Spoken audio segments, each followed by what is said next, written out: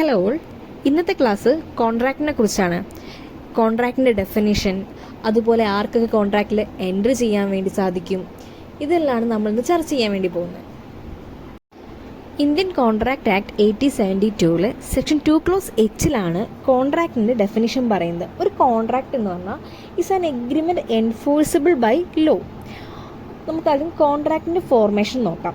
ആദ്യം ഒരു ഓഫർ അല്ലെങ്കിൽ ഒരു പ്രപ്പോസൽ മുന്നോട്ട് വയ്ക്കുന്നത്, അത് ഓപ്പോസിറ്റ് നിൽക്കുന്ന വ്യക്തി അല്ലെങ്കിൽ ഓപ്പോസിറ്റ് നിൽക്കുന്ന പാർട്ടി അത് അക്സെപ്റ്റ് ചെയ്യുന്നു. ആ ഒരു പ്രപ്പോസൽ അക്സെപ്റ്റ് ചെയ്യുമ്പോൾ അവിടെ പ്രോമിസ് ഉണ്ടാകുന്നു. സെക്ഷൻ 2 ക്ലോസ് ബിയിലാണ് പ്രോമിസിനെ കുറിച്ച് പറയുന്നത്.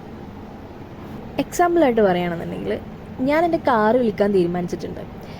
അപ്പോൾ ഞാൻ രാജുവിനോട് പറയുന്നു, ഞാൻ എൻ്റെ കാറ് വിൽക്കാൻ തീരുമാനിച്ചിട്ടുണ്ട്, 2 ലക്ഷം രൂപയാണ് അതിന് വിലയിട്ടിരിക്കുന്നത്.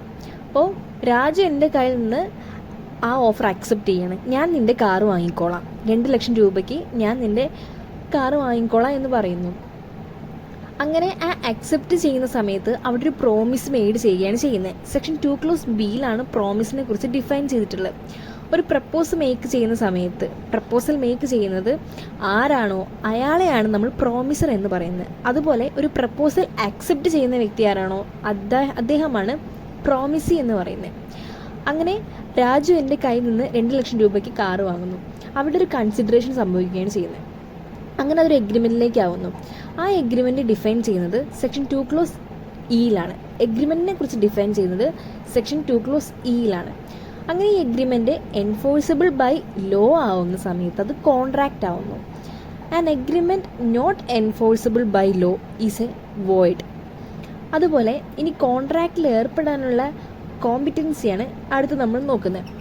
കോൺട്രാക്റ്റിൽ ഏർപ്പെടുന്ന ഏതൊരു വ്യക്തിയും 18 വയസ്സായിരിക്കണം, എന്ന് വെച്ചാൽ മേജർ ആയിരിക്കണം. അതുപോലെ 18 വയസ്സ് തികയാത്ത ഒരു വ്യക്തിക്കും കോൺട്രാക്റ്റിൽ ഏർപ്പെടാൻ വേണ്ടി സാധിക്കില്ല. അത് വോയിഡ് അബിനീഷ്യോ ആണ്. ഫ്രം ദി ബിഗിനിങ് അത് വോയിഡ് ആയിരിക്കും. ആൻഡ് നെക്സ്റ്റ് പറയുന്നത് സൗണ്ട് മൈൻഡ് ആയിരിക്കണം, എന്ന് വെച്ചാൽ അൺസൗണ്ട് മൈൻഡ് ആയിട്ടുള്ള ഒരു വ്യക്തിയെ കൊണ്ട് കോൺട്രാക്റ്റിൽ ഏർപ്പെടാൻ സാധിക്കില്ല. അത് വോയിഡബിൾ ആണ്.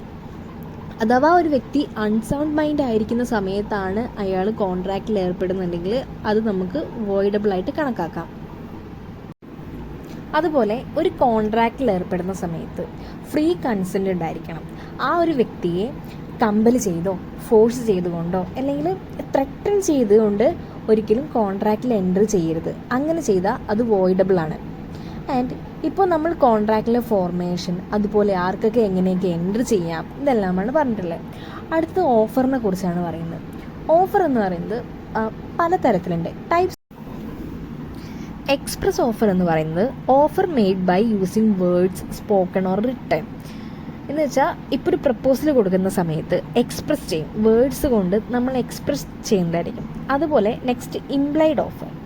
ഇംപ്ലൈഡ് ഓഫർ എന്ന് പറഞ്ഞിട്ടുണ്ടെങ്കിൽ അത് വ്യക്തമായിട്ട് പ്രസ്താവിച്ചിട്ടുണ്ടാവില്ല, പക്ഷെ നമുക്ക് ആക്ഷൻസിലൂടെ അല്ലെങ്കിൽ ബിഹേവിയറിലൂടെ അല്ലെങ്കിൽ സാഹചര്യങ്ങൾ അനുസരിച്ചിട്ട് നമുക്ക് മനസ്സിലാക്കാൻ വേണ്ടി സാധിക്കും.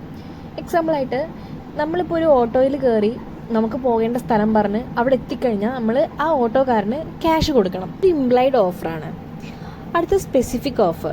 സ്പെസിഫിക് ഓഫർ എന്ന് പറഞ്ഞിട്ടുണ്ടെങ്കിൽ that offer made for A specific or ascertain person. അത് ആ ഒരു സ്പെസിഫിക് പേഴ്സൺ മാത്രമേ അത് അക്സെപ്റ്റ് ചെയ്യാൻ വേണ്ടി സാധിക്കുകയുള്ളൂ. പിന്നെ കൗണ്ടർ ഓഫർ. കൗണ്ടർ ഓഫർ എന്ന് പറഞ്ഞിട്ടുണ്ടെങ്കിൽ ഒറിജിനൽ ഓഫറിനെ റിജക്റ്റ് ചെയ്ത് വരുന്ന ഒരു ഓഫറാണ് കൗണ്ടർ ഓഫർ എന്ന് പറഞ്ഞാൽ. ഇപ്പോൾ നമുക്ക് എക്സാമ്പിളായിട്ട് ബാർഗെയിനിങ് എടുക്കാം. കടക്കാരൻ ഒരു ഷൂസിന് ഒരു 1000 രൂപ പറയുന്നത്, നമ്മളത് പറയുകയാണ്, അല്ലെങ്കിൽ കസ്റ്റമർ പറയുന്നത് അത് 800 രൂപയ്ക്ക് തന്നാൽ ഞാനത് വാങ്ങിക്കാം. അങ്ങനെ കടക്കാരനത് സമ്മതിക്കുന്നു. അപ്പം മുന്നേ ഉണ്ടായിരുന്ന ഒറിജിനൽ പ്രൈസ് അല്ലെങ്കിൽ ഒറിജിനൽ ഓഫർ അവിടെ റിജക്റ്റ് ആവുകയാണ് ചെയ്യുന്നത്. ഓക്കെ, ഇനി അക്സെപ്റ്റൻസിനെ കുറിച്ച് പറയാം.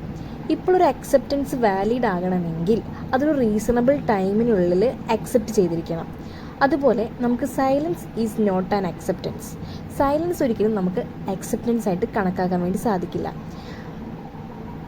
അവിടെ എന്തെങ്കിലും ആക്റ്റോ എക്സ്പ്രഷനോ അല്ലെങ്കിൽ എന്തെങ്കിലും കമ്മ്യൂണിക്കേഷനോ സംഭവിച്ചിരിക്കണം.